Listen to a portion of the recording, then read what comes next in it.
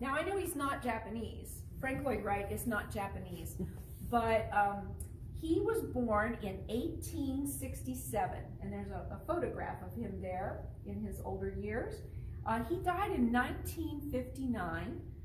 He was a man of many and varied interests. He traveled and lectured widely. He read exhaustively, and he wrote prolifically. He was a keen observer of the world around him, and he found beauty in both the remarkable and the mundane. He admitted to only 3 influences in his architecture. One was these were called Froebel kindergarten gifts, and they were like blocks and things for children, and then then you'd get another set, and it would kind of expand upon the other set. And actually, this gentleman, Friedrich Froebel, he's the one who invented kindergarten. So I'll have you pass that along so you can look at the picture of the kindergarten gifts that Frank Lloyd Wright, enjoyed playing with as a child. His other mentor was Lewis Henry Sullivan, who was also an influence and also an architect, fellow architect. But the third and most important thing was that he appreciated the Japanese print, woodblock print. And I brought one for you to see. Now, this is a modern one of the cherry blossoms in Kyoto, but I'm sure he would approve of this particular artist because it has a lot of horizontal lines, and it has a lot of the look of some of his architecture as well.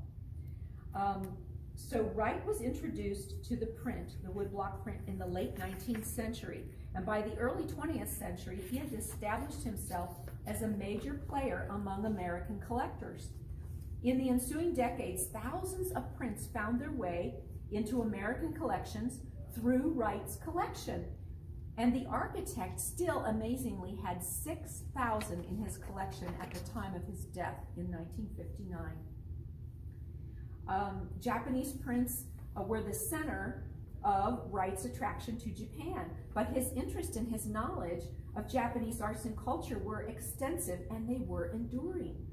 He found much to admire in this country that he once described as the most romantic, artistic, and nature-inspired country on earth. And I have to agree with him. So he made his first trip to Japan in 1905, traveled there again in 1913. Between 1917 and 1922, he was there too. He spent almost 3 full years there as the architect of the new Imperial Hotel in Tokyo, which was demolished in 1968. But I happened to have, I studied, I had an architecture class when I was in college, and I studied Frank Lloyd Wright, and this is my college little book here, and it actually has a great photograph of his hotel that he designed in Tokyo inside of the book. So that's his hotel, and anyway, you can see the lines are very inspirational. So during this time, he also collected screens, textiles, pottery, lacquerware, and sculpture, which he incorporated into his architectural spaces with carefully considered effect. Now, Wright was outspoken about his admiration for Japan, and the reason he found Japan inspiring was his first encounter. He went to the World's Columbian Exhibition held in Chicago in 1893. So that was his first introduction to the Japanese culture. And once he started collecting prints, he kind of highlighted in another article that I read from his foundation, he highlighted like 4 points that he found really attractive to him, and he had an interpretation of the woodblock print. So the first thing was structure. Structure designates an organic form and organization of parts into a larger unity, which is the vital whole. So that kind of describes what Ikebana is all about, right? It's all these parts made into a larger whole, a unified whole. And then simplification. Well, Ikebana is all about simplification. Less is more. So the process of eliminating the insignificant is what he said it was all about. And order. Order is extremely important in Japan, and so he highlighted that. and natural simplicity. It's all about being simple, less is more. So he explains this in his book. Now, this is his home, a little brochure of his home and his studio in Oak Park, Illinois. My husband's from Chicago, and so my in-laws took me there years ago. And I loved going through and visiting his home and studio in Illinois. When I was there, this was many years ago now, I bought my husband a card, and this card is hand cut to look like his house. So if I put it up against the black, you can kind of see it matches his house. And I didn't realize it until I took it out the other day from the book, because I kept it in the book, that this cutout was made by a Japanese man named David Oshiro, and he made it in 1996, this card. But isn't it interesting that he made that and it coordinates with his house? I didn't even realize that it was a Japanese gentleman who cut out the card. But again, following Wright's ideas and his inspiration. When I lived in Japan, we lived in Ashiya in Japan, and there's a little photo at the very bottom of the table, but I've got it taped down because the wind kept blowing it away. It's in the black and blue. You can come up and take a look at it. But it's his home, his only home in Ashiya, Japan, where we lived. Not a home, but a home he built for someone. And it was damaged in the earthquake, but it has been totally restored.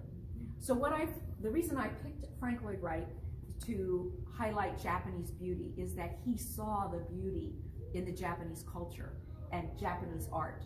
And so I feel like Ikebana follows these 4 things that he found so inspiring, and it just falls right in line with Ikebana. So the beauty of Japan has inspired many people, including Frank Lloyd Wright.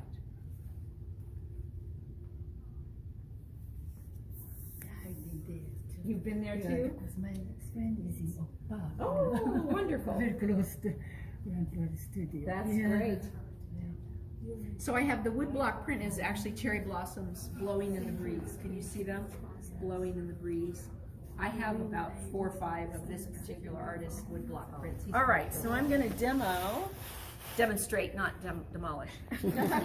Yeah. So here I'm going to take one group out here.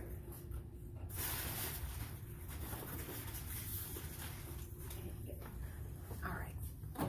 So everyone will get 5 Horsetail. This is Horsetail.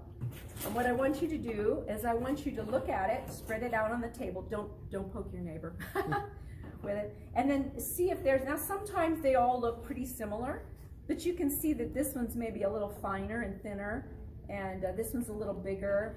So choose the ones that you think are a little fatter or a little bigger, a little sturdier. And those are the ones you're going to use to make your bridge. And then the other 2 you're going to use to cut, and some of them can be parts of the bridge. But in my drawing, so I did a drawing here, and in the drawing, you can see where I used actually 4 legs to make the bridge. But we're going to use just 3, because as Wright said, we want to eliminate the insignificant. And we don't really need 4, but 3 is sufficient. So what I want you to do when you have your 3 horsetail that are bigger, I want you to take from the end and measure, and we're going to cut it. I already have this one as my guide, but I want to show you that wherever there's a joint in the horsetail, it is as hard as concrete, and you cannot penetrate your pins with that little section in there. So you actually have to maybe cut it off before. And certainly if there's a bend, you can bend it above and below, but you can't bend it on it. It won't go anywhere. It's stationary. So you want it, now this is just enough space for the pins to go up into this little horsetail before it hits that. So you don't want it to be any lower than that, otherwise you have to cut it off and build another one. So in this design, we want to have perspective. We want to have foreground and background. And we want to create this nice bridge in between. So to make the bridge, we're going to create a larger arrangement in the front and a smaller arrangement in the back. So to do that, you can look on your drawing. I have it on your drawing, but I'm going to demonstrate now. We're going to start on the front end of the Kenzon, and we're going to place that in on the end. Then we're going to put this one in on the edge, but in the middle, so that we have all this to put flowers in the front. Then I'm going to, I already cut 3 exactly the same. So once you have one in, then you cut 2 more to match it. You want it to be about 1 inch higher than the top of your edge of your container. So everyone has different containers. If you have a container that has a ledge that comes out, sometimes the ledge will go up. So you want to make sure that your bridge is higher than and will clear the top of your container. So make it about 1 inch higher than your edge of your container.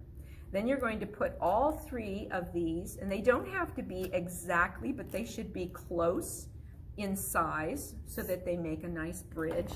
And you're going to put 3 of these in there, just like that. All right, so they're together, and they should be tight together. Then you're going to cut 2 more pieces, and to make a look that looks like it's cantilevered, like Wright liked to do lots of cantilevering in his designs. I'm thinking of Falling Waters, but has the cantilevered edges in his architecture. You want to pull apart those 2 and just let it, it'll just pinch it and hold it right in there. So there's no mechanics whatsoever. It's just in there, and the pieces of the legs are holding it. Now, sometimes the horsetail is dirty, and so if you just take your fingers in your water, you can kind of clean it up. You can use your towel and clean it up, and then just pop it right into place. Now, these don't have to be even. They can be uneven, so that it looks more like a painting or a line, I will demonstrate for you or show you the arrangement in a minute, but I want to just show you now when you have the extra 2, this is going to be the smaller arrangement, and you're going to put this to the back. When you put your tallest heaven lines in, you can put them next to the bridge, and that'll help push the bridge together so that these don't pop out. Does that make sense? Mm-hmm. So you'd be pushing that in. And if you have some shorter pieces, you're welcome to add in some other little pieces into your design. So in other words, you're going to do a landscape form with a bigger one in front, a smaller one in the back, so that you get perspective. But you're putting the taller one in the back? These 2 are actually going to be shorter because we're going to use delphinium, and you'll see in a minute that the delphinium will be the tallest of in the design. Okay. So I have a question. Yes. None of these have that on it. It's the way it is. Okay. Yeah, they came that way. Okay. Yeah. So if you're fortunate, you'll have a little horsetail tip, but most of the ones that came in, they all fell off. Okay. So it's the way they are. Yeah, these happen to have a tip on it, but not all of them do. Okay. And it's okay. It's just the way they are. They just look kind of reed-like or grass-like. So you can simply use your horsetail to create an architectural element, just like Frank Lloyd Wright built, with even a little cantilever on it. And you want them to be based on the size of your container. You want, so yeah, you can, if you have a big container will be longer pieces. Correct. Okay. Yes. If you have a bigger bowl, you can make your bridge longer. So are you measuring these 2 guys by the width of your container? No. So you're not? When we get the next, when I show you the next part, you'll see that we base everything off of heaven and man off of the first arrangement in the front. Well, I'm wondering about when you cut those last 2, you would have already done the delphinium to know how to cut those? Yes, correct. Okay. Yes. Yeah, you don't have to worry about these. The main thing is get your bridge in first. And then whatever's left, you should have 2 little ones left. Oh, okay. So really you could cut those 2 that you're just pushing in. Yes. Okay. Yes. Right. And they can be, you can have a little tip on it. If you have a tip, you can put them here. But actually they look more architectural if they're just flush and cut flat on the ends. Okay. Landscape, waterscape design. And so the biggest arrangement will go to the front of your bridge, and you'll start with your heaven line with your delphinium. You want to get it to stand as straight as possible. You don't want it to be curving over. You want it to be more straight. The smaller one you can use is the man. That should be about 3/4 the height of heaven. So heaven and man. Then all of the things in the earth are half and below. So the mini carnations, a lot of times the mini carnations will have a little tiny bud on there. If you take the calyx in your, around the flower and you pull it back, if you don't see any color in that little bud, that means it's not going to bloom open. And it's taking the strength away from the flowers that need the strength. So you want to snap off any little buds that are there so that these can open up more fully and you can enjoy them longer. All right? So you're going to put these in first, then you're going to put in your carnations, group them kind of in a pleasing manner. This is landscape form, so it can look landscape-like.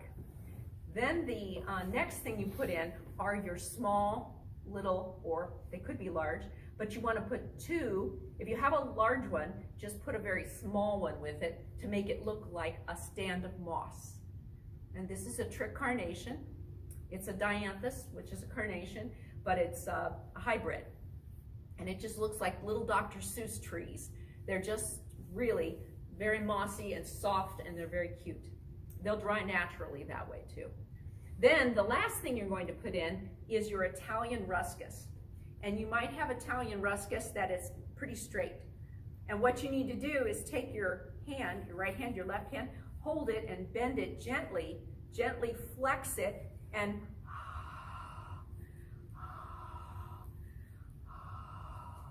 breathe on it. It's like you know, doing your hair with your hair dryer, and it just curls it enough that it can make it look more horizontal and draws your eye in from here over the bridge, and then you do the opposite to the back where this one comes into the back.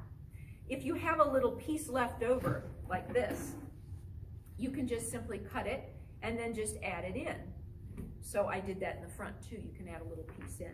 So you do this side. Once you get this one done, get the large one done first, then work on the small one. The small design has a heaven, a man, helping heaven in the back, and then the carnations are half the height of the heaven line in this one, but it's shorter and smaller than this design.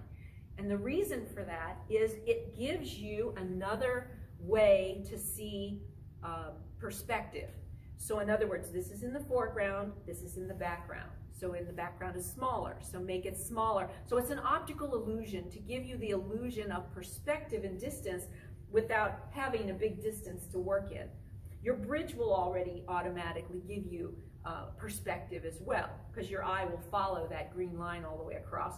And then if you have a black container, you can place stones inside under the bridge, but use the bigger stones, use the larger size stones in the front and spread them out wider, and then use the smaller stones like this one to end up in the back on the opposite side, and just make it flow. So then that gives you perspective. So you have three things giving you perspective: the scale between the front, the foreground and the background, the bridge at an angle, or side to side, but it gives you that line, and then the stones in the bottom. Try not to use black stones, because if you do use black stones, if they're shaded a little bit, they might still show up. But don't use white, stark white. The contrast is too high, and you really need to use a stone like a beige or a brown or a tan or a gray, off-white, but not stark white, okay? Ivory would work too. So enjoy this landscape, waterscape with a bridge, really kind of honoring Frank Lloyd Wright's passion for the beauty of Japan.